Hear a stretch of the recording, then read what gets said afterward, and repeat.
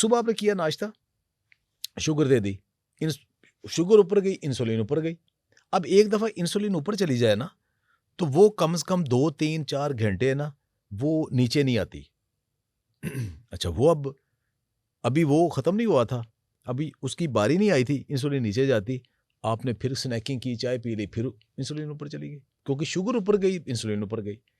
अभी वो नीचे नहीं आई, आपने लंच कर लिया, फिर आपका फिर स्नैकिंग टाइम आ गया, फिर आपका डिनर आ गया, फिर रात सोने से पहले फिर कुछ खाना पीना है।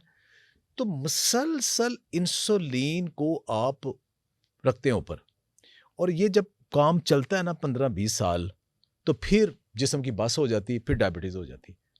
अब बच्चे जो खा रहे हैं, सारा कुछ खा रहे हैं, उसमें सारा दिन प्रोसेस फूड है और कार्ब बहुत ज़्यादा है, मीठा बहुत खाते हैं, 12-12 चम्मच वाला ड्रिंक ऐसे पी जाते हैं। तो जो ये चलना है उसका बाद अल्टीमेटली नतीजा यही है।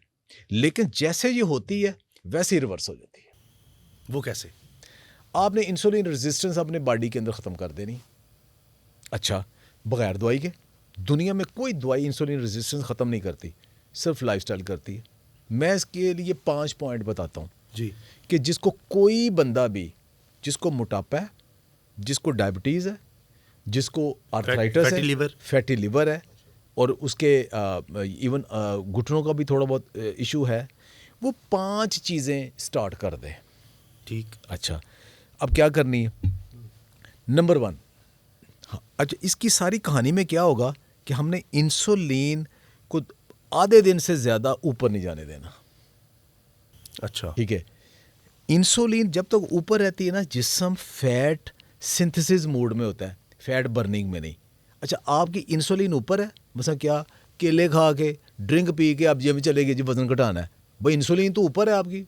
जब तक इंसुलिन ऊपर है उसने फैट बर्न नहीं होने देना। दुनिया में क्या करते हैं, फैट बर्निंग से पहले इंटरमिटेंट फास्टिंग करते हैं, ब्लैक कॉफ़ी घी डाल के पी के जाते हैं, और फिर कहते हैं हमारा वज़न कम होता है, मसल बनते हैं। हमारे यहाँ उल्टा है, पहले वो ड्रिंक पी के कुछ करके तो फिर जा रहे होते हैं, फिर कहते हैं वज़न पता नहीं क्यों नहीं कम हुआ। अच्छा, अब उसमें क्या करना है? पॉइंट नंबर 1 जी। दिन का एक खाना, प्रेफरेबली ब्रेकफास्ट, कार्ब फ्री कर दें। ठीक। अच्छा, अब इसका क्या फ़ायदा होगा? कार्ब्स में मेन चीज़ें क्या हैं जो हमने नहीं खानी?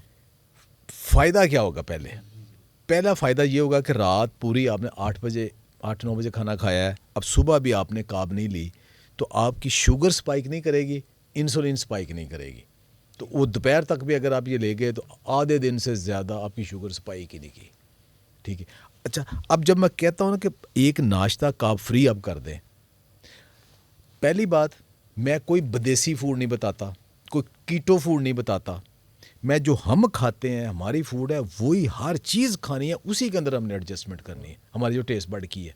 अच्छा, अब जिसको कहोगे ना कि अपनी फूड नाश्ते को कार्ब फ्री कर दे, सबसे पहले तो वो देखेगा कि कार्ब क्या होते हैं, फ्री कैसे करूं मैं, तो कैसे मैं कार्ब फ्री करूं?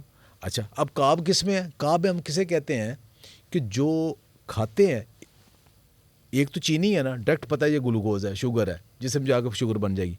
दूसरी वो फीकी चीनी है, आपके मुंह को, टेस्ट बर्ड को फीकी लग रही, लेकिन जिसमें जाके शुगर बन रही। रोटी है, चावल है, अनाज सारा। चीनी 50% ग्लूकोज है, जो अनाज है ये तकरीबन 95% ग्लूकोज है। ठीक है, मुंह को फीका लग रहा है, हम खाए जाते हैं। अच्छा, अब नाश्ता क्या करना है? मैं नाश्ता बता दो, 2 अंडे उबले खा लें, नहीं उबले पसंद आमलेट खा लें, नहीं पेट भरता ज़्यादा सारे सब्जियों वाला आमलेट बना लें, कद्दू डालें, टमाटर डालें, ठीक है, उसमें ये प्याज डालें, उसका हल्का सा बटरिंग करें, आमलेट बना लें। नहीं पेट भरता, 1 चम्मच बेसन डाल लें उसमें, ठीक है, वो एक रोटी सी बन जाएगी, भर जाएगा पेट, दोपहर तक आपको भूख नहीं लगेगी। कार्ब नहीं लिए आपने। अगर बेसन डाला है तो थोड़े से कार्ब आ गए, अगर बेसन नहीं डाला तो कार्ब फ्री है, पेट भी भर गया, मज़ेदार भी। किसको ऑमलेट पसंद नहीं है? अगर मिक्स उसमें वेजिटेबल्स अच्छी डाल दें आप, नमक मिर्च वगैरह अच्छे टेस्टी बना, अपने टेस्ट के मुताबिक मिर्चें डालें, हल्दी डालें, नमक, इवन बंद गोभी वगैरह भी मैंने देखा। हाँ हाँ, सारी जो वेजिटेबल हैं सारी डालें।